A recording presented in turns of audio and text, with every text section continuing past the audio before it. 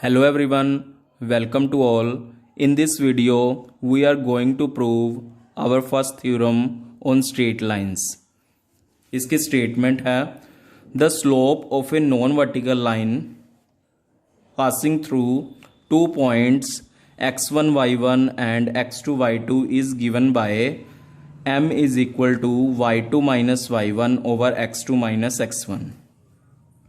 हमने अपनी previous video में ये देखा था कि अगर कोई स्ट्रेट लाइन के ऊपर हम दो पॉइंट्स अगर लोकेट करते हैं x1 y1 और x2 y2 तो उस केस में हम जो उसका स्लोप निकालते हैं वो हम इस फॉर्मूला से निकाल सकते हैं y2 minus y1 over x2 minus x1। लेकिन इस वीडियो में हम इस फॉर्मूला को प्रूव करेंगे। जो हमने स्ट्रेट लाइन की एक्स एक्सिस के साथ इंक्लिनेशन को देखा था, हमने देखा था कि उसकी वैल्यू है वो 0 से 180 के बीच में उसकी वैल्यू लाई करती हैं। सो इसी के अकॉर्डिंग हम इसके 3 केसेस बना लेंगे।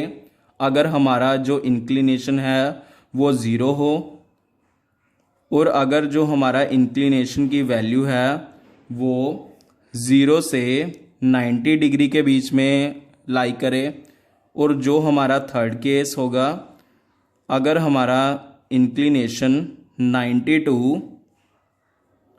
180 के बीच में लाई करेगा। सो इन तीनों केसेस के लिए हमने ये स्लोप के लिए रिजल्ट प्रूव करना है। सो हमारा ऐसे ये थ्योरम का रिजल्ट प्रूव हो जाएगा अगर हम सभी इंक्लिनेशन की वैल्यूज़ के लिए ये वाला रिजल्ट प्रूव कर देंगे तो। Now we are going to see case number 1 when our inclination is equal to 0। So इसके लिए देखते हैं हम जो हमारा प्रूफ बनेगा थ्योरम का। Case number 1 when theta is equal to 0 degree. As we know that कि जो स्लोप होता है m is equal to tan theta और इस केस में हमारा जो थीटा है वो 0 डिग्री है। सो tan 0 आ जाएगा which is equal to 0।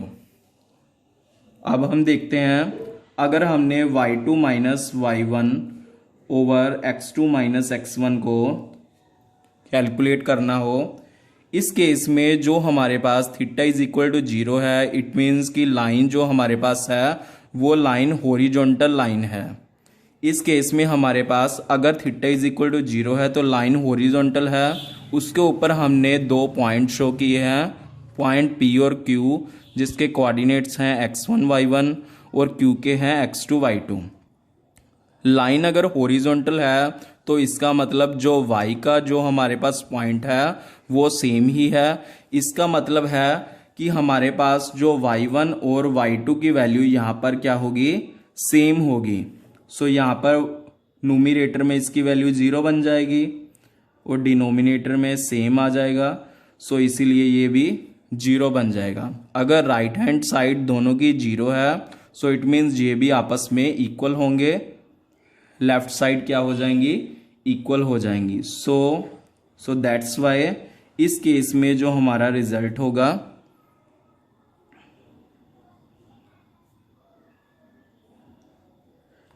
Case number 1 के लिए हमारा रिजल्ट प्रूफ हो चुका है कि slope is equal to y2 minus y1 over x2 minus x1 when theta is equal to 0। Now we are going to see our case number 2 when inclination lies between 0 to 90 degree. So case number 2 is when theta lies between 0 to 90 degree. इस case में जो हमारे पास figure है, जो हमारे पास angle है वो 0 to 90 degree है और इसके ऊपर हमने 2 पॉइंट्स लोकेट किए हैं, पॉइंट P एंड Q, जिसके कोऑर्डिनेट x1 y1 और x2 y2। हमने xy से mn तक 90 डिग्री पर लाइंस ड्रॉ की है ऑन एक्स एक्सिस। सो अगर हमारा ये एंगल थीटा होगा, सो कोरस्पॉन्डिंग एंगल ये भी क्या हो जाएगा, थीटा हो जाएगा। So this angle is also theta and this is being an right angle triangle PRQ।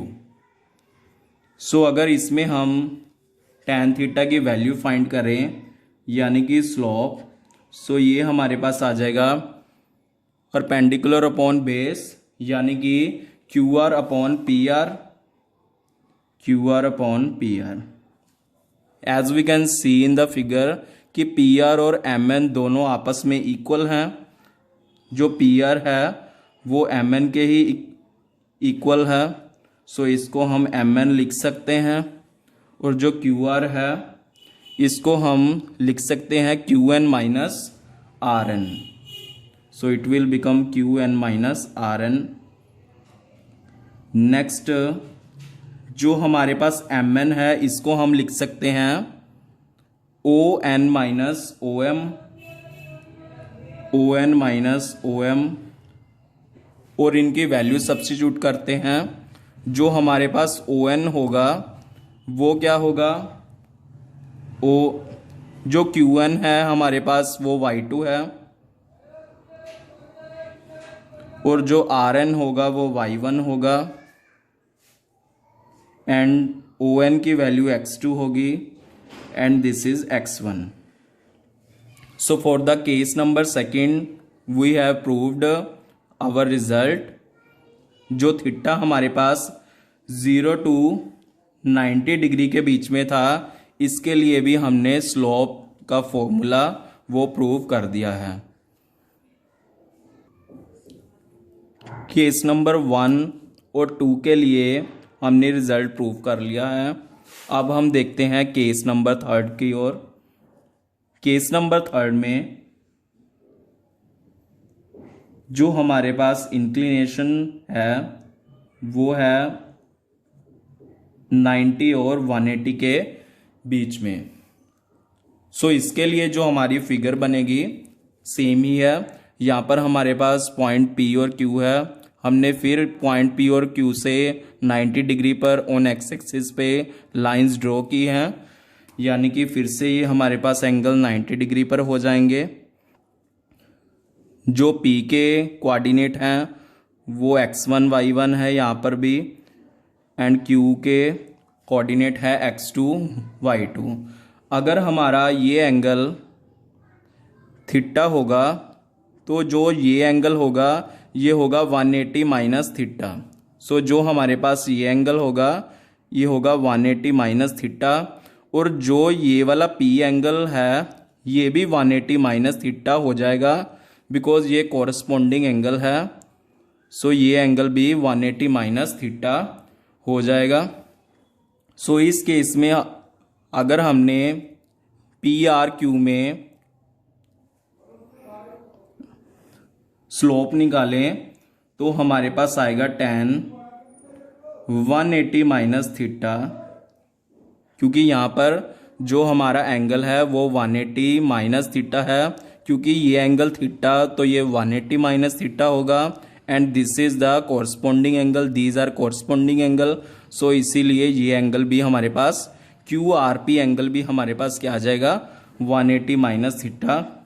और अगर हम इसका tan थीटा निकालें तो ये हमारे पास आ जाएगा QR अपॉन PR, सेम ही perpendicular upon base. We know that कि tan 180 माइनस थीटा होता है माइनस ऑफ tan थीटा, और हम इसको फिर से लिख लेंगे QN माइनस RN ओवर जो PR है वो NM के ही इक्वल है, इसको NM लिख लिया। नेक्स्ट देखते हैं tan minus of theta minus tan theta QN minus RN divided by जो हमारा NM है वो OM माइनस ON है, OM माइनस ON। फिर से सॉल्व करते हैं। आर एन और जो पी एम है वो दोनों इक्वल हैं,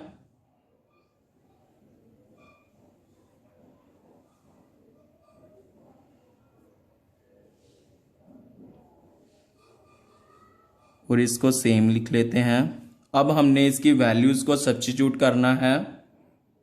ये हमारे पास बन जाएगा, जो ओ एन है हमारे पास ओ एन, ये क्या है y2, और जो पी एम है, जो क्यू एन है वो है y2 और पी एम है y1 divided by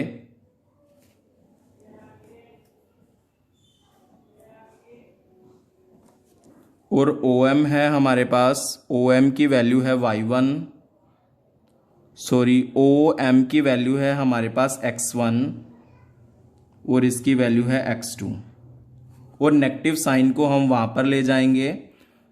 we get tan theta is equal to y2 minus y1 over x2 minus x1। So हमने तीनों केसेस के लिए रिजल्ट प्रूव कर दिया है। हमारे पास 3 केसेस बने थे, थीटा 0 के लिए, 0 टू 90 के बीच में और 90 टू 180 के बीच में। सो तीनों कंडीशंस के लिए जो हमारे पास स्लोप का रिजल्ट आया है वो क्या आया है, m is equal to y2 minus y1 over x2 minus x1। So इसको हम 0 टू 180 के बीच में कोई भी एंगल हो तो हम ये वाला रिजल्ट स्लोप के लिए यूज़ करेंगे। सो आज के लिए इतना ही। If you like this video then please subscribe my channel and thanks for watching this video.